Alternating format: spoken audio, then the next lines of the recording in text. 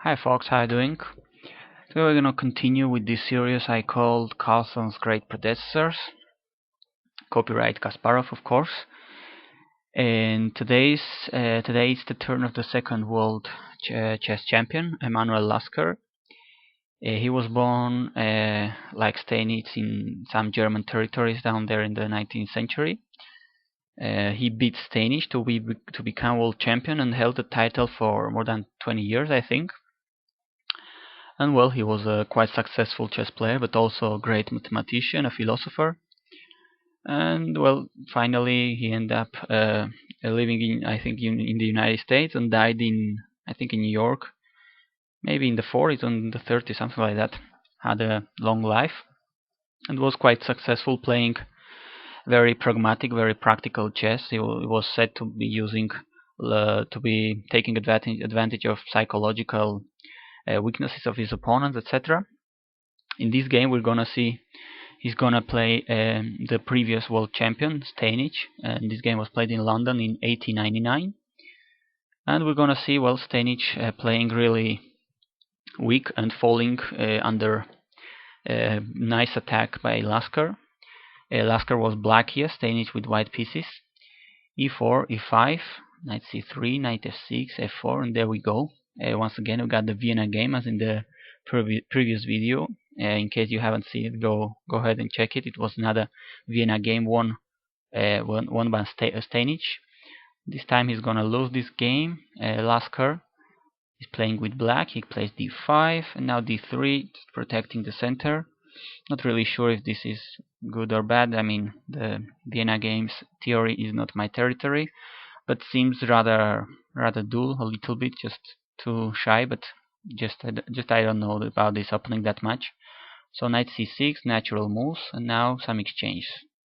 Knight takes e5, d4, knight g6. Now here Steinitz went on to exchange it all on d5, exchange the knights. Another line I was thinking about was probably interesting to play e5 here. Now knight c3, just threatening to play queen h4 check because the knight is already controlling this g3. Now queen d3 to avoid that and attacking the knight. Knight takes, b takes. Now, well, okay, it's a playable position, I guess, for both. This pawn is giving white some space advantage, but his bishop, his light square bishop, is not going to be that well situated. Black would probably play bishop e7, c5, and try to liberate this position. Another possible line, but it was not played.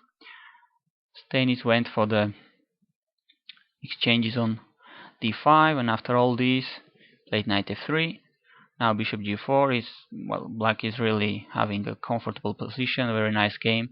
He has lots of stealth pieces. He's gonna castle very soon and, well, have a very comfortable position in my opinion. Now bishop e2 because, well, now after castle, lots of pressure over this d4 pawn. Steinitz decides to play c3 for once and just secure that pawn. But I think here, well, bishop d6 and developing the bishop to the best square. And after something like castle, rook h8, it doesn't seem that white has had really much success in the opening. Black has plenty of development, and in this kind of position, in the opposite side castle position, white doesn't really seem to have much time to initiate an attack on black king here on the queen side. But while black has some really well placed pieces, and, well, certainly doesn't seem that white has really an edge here. Now h3 attacks the bishop, but leaves a couple of weak squares here, weakens the king side, typical weakening move. Bishop goes back to d7, now knight g5. With some ideas to play, attacking a couple of pawns here to play probably bishop f3, but unfortunately black has too many pieces targeting white's king side, and the king side is really weak, so white probably should have played more carefully. Now knight h4, excellent move, preventing the bishop from going on to f3. and also attacking the king side. This bishop is, although it's on the edge of the board, it's really doing a great job here. Now knight f3. What else? Now black was threatening to checkmate white on g2. Now knight f3. But instead of exchanging, which would give probably white, this would give white a nice place for the bishop.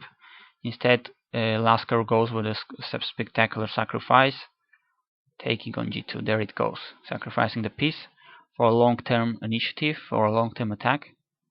King takes, now bishop takes, second piece there goes, and Stanis decides to decline that second piece, as it would have led to rather forced variation, something like this: queen f5 check, king g2, couple of checks. After this, the rook goes to e4, trying to checkmate white on the corner. Now bishop g5, protecting this h4 square. Rook d e8, now targeting on e2. The bishop is now hanging. Knight e5. Bishop takes, queen takes g5. That bishop was hanging there. Now rook f2 once again to protect the second square, the second rank, as the rook was getting ready to checkmate white. Check anyway, and after this exchanges, check, taking on e5. Now it's a double attack.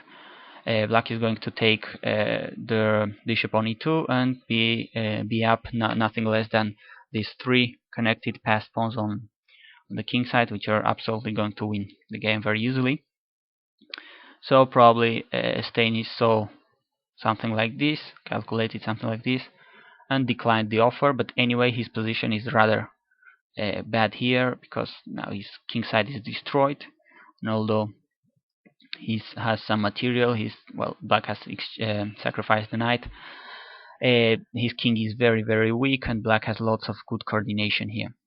And so now f6 really seems a slow move, but now there are three connected passed pawns here, which are going to hurry up to attack this king. Now white has not enough development or coordination to stop black's attack. Rook g1, g5, and here Stanis decides to give some material back to get rid of these dangerous pawns.